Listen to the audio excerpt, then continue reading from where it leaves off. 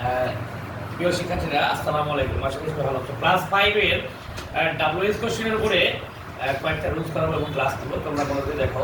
WS question class 5 এর খুবই গুরুত্বপূর্ণ। ডাব্লিউএস কোশ্চেন বেশিরভাগই টেক্সটুয়াল মানে বোর্ড বই থেকে আসে, তবে নন টেক্সটুয়াল আসতে পারে। আমাদের টেক্সট বই যে প্যাসেজগুলো আছে সেখান থেকে ভালোভাবে পড়তে হবে। কয়েকটা রুলস করা আছে। ডাব্লিউএস জানতে হলে প্রথমে রুল 1 নিয়ম 1 ডাব্লিউএস কোশ্চেন রুল 1 নিয়ম 1।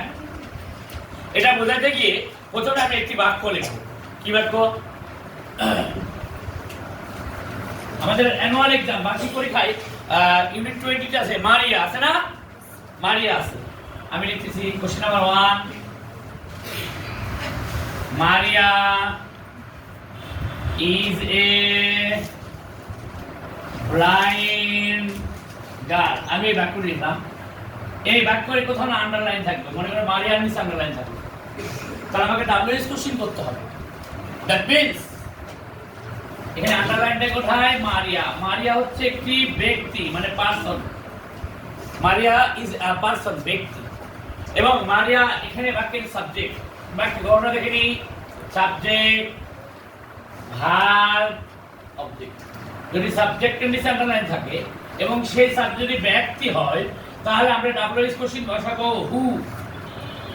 তারপরে যা আছে বাকি অংশ বিকল্প থাকবে। তার মানে এখানে উত্তরটা হবে who plus verb plus object plus WS question করতে গেলে অবশ্যই কোশ্চেন মার্ক দিতে হবে। Question mark. তারপরে এটার ফলাফল আসে হু ইজ আ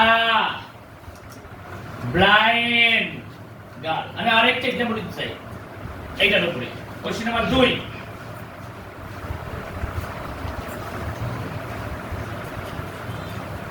আমাদের ইউনিট 15 তে আছে বার্থডে পার্টি। আমরা জানি সেখানে বার্থডে জন্মদিন পালন করা হয়। সেখান থেকে যদি একটা লাইন আসে ওই নাও বার্থডে পার্টিতে class 5 follow the children play everybody writes games and sing. আমার সাথে অনেক স্টুডেন্ট আছে যারা ক্লাস করছে, তার মাঝখানে আমি একটি ভিডিও আপলোড দিচ্ছি on WS question. Please everybody keep silent. এখানে আন্ডারলাইন থাকলো দা চিলড্রেন।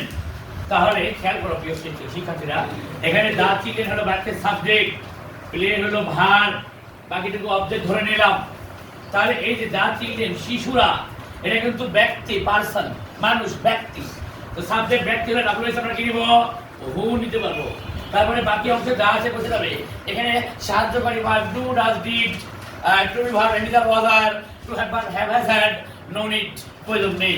জাস্ট বাকি অংশ বসে দেব। তার মানে ফলাফল হবে হু প্লে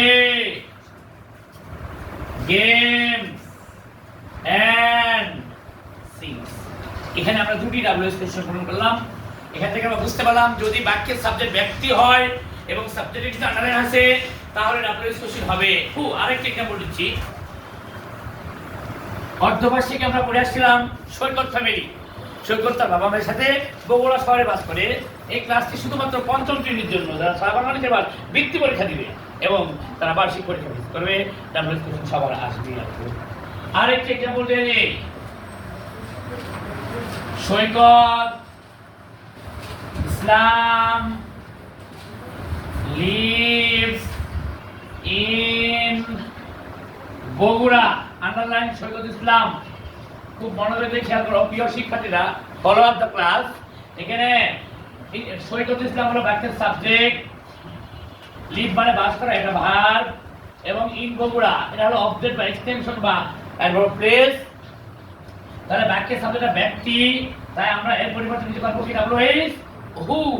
তারপরে বাকি অংশ বসাই দেব ভার্ব কি আছে lives in Bogura. Question mark দিতে হবে। ডাব্লিউএস কোশ্চেন সম্পূর্ণ হলো। মোর এক্সাম্পল। এছাড়া আমরা পড়েছি আমাদের একটা অধ্যায় আছে কাপ ক্যাম্পুরি। কাপ ক্যাম্পুরিতে শিক্ষার্থীরা কাপ ক্যাম্পুরিতে পার্টিসিপেট করতে গেছিল সিলেটের শ্রীমঙ্গলে। যদি বলি the students went to Sri Sreemangal, underline the student. খুব মনোযোগ দিয়ে খেয়াল করে, এটা বাক্যের সাবজেক্ট এবং এই সাবজেক্টটি হলো ব্যক্তি, মানুষ, ব্যক্তি। তাই এর পরিবর্তে আমরা ডাব্লিউএস কোশ্চেন দিতে পারবো। যদি সাবজেক্ট ব্যক্তি হয় তার পরিবর্তে ডাব্লিউএস কোশ্চেন হু নিব, বাকি অংশ যা আছে অবিকল থাকবে, লাস্টে শুধু কোশ্চেন মার্ক হবে। তার মানে হু ওয়েন্ট টু শ্রীমঙ্গল। আশা করি সাবজেক্ট ব্যক্তি হলে তার পরিবর্তে ডাব্লিউএস কোশ্চেন হু বসে, এই পয়েন্টটুকু তোমরা বুঝতে পেরেছো। এবার আমরা যাব, যদি সাবজেক্ট বস্তু হয় তাহলে কি হবে। নিয়ম 2, ডাব্লিউএস এর rule 2, the class is going on for class 5। Rule 2, আবার একটি বাক্যের গঠন, সাবজেক্ট, ভার্ব, অবজেক্ট। যদি এই বাক্যের সাবজেক্টটা ব্যক্তি না হয় বস্তু বা অন্য কিছু হয়, তাহলে হু এর পরিবর্তে বসবে হোয়াট। তখন হোয়াট বলবে যদি বস্তু হয়, সাবজেক্ট হোয়াট। তারপরে ভার্ব বসবে, অবজেক্ট বসবে, কোশ্চেন মার্ক বসে যাবে, উত্তরটি হয়ে যাবে। As for example, question number 1, food gives. লেখাটি ভালো হচ্ছে না যদিও, আশা করি বুঝতে পারছো তোমরা, কষ্ট করে বলে নাও। Food gives us energy, underline ফুডের নিচে খুব মনোযোগ দিয়ে যদি খেয়াল করো তাহলে বুঝতে পারবে এখানে বাক্যের সাবজেক্ট হচ্ছে ফুড, এরপরে ভার্ব হচ্ছে গিভস, এনার্জি হচ্ছে অবজেক্ট বা বাকি অংশ।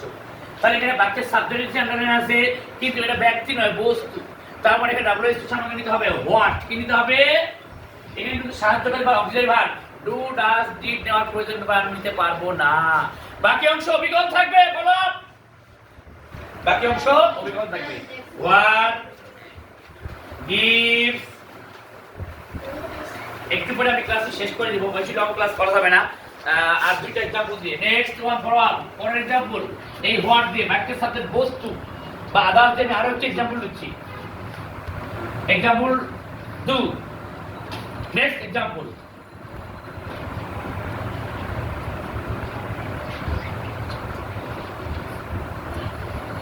milk is an ideal food, দুধ একটি আদর্শ খাবার। Milk is an ideal food, দুধ একটি আদর্শ খাবার। এখানে আন্ডারলাইন থাকলো মিল্কের নিচে, যার নিচে আন্ডারলাইন, তার পরিবর্তে কি ডাব্লিউএস ওয়ার্ড বসাইতে হবে। এটা হলো বাক্যের সাবজেক্ট, মিল্ক এটা একটা বস্তু। That is why we must use WS word what. What is an ideal food, কি একটি আদর্শ খাবার। বলছে milk is an ideal food, দুধ একটি আদর্শ খাবার। The most important example is water, pani is essential for life, জীবনের জন্য পানি অপরিহার্য। আন্ডারলাইন ওয়াটার, ডাব্লিউএস বসাতে হবে absolute is the subject of the sentence. আর এটা একটি বস্তু, ব্যক্তি নয়, তাই ওয়াটারের পরিবর্তে আমি নিতে পারবো what. The answer is what is essential for life. তাহলে আমরা দুটি রুল শিখলাম। বাক্যের সাবজেক্ট ব্যক্তি হলে হু বসে, আর বাক্যের সাবজেক্ট বস্তু বা আদার্স হলে হোয়াট বসে। So thank you so much. আশা করি তোমরা এটুকু ক্লাস বুঝতে পেরেছো। You just wait for next lesson or next class.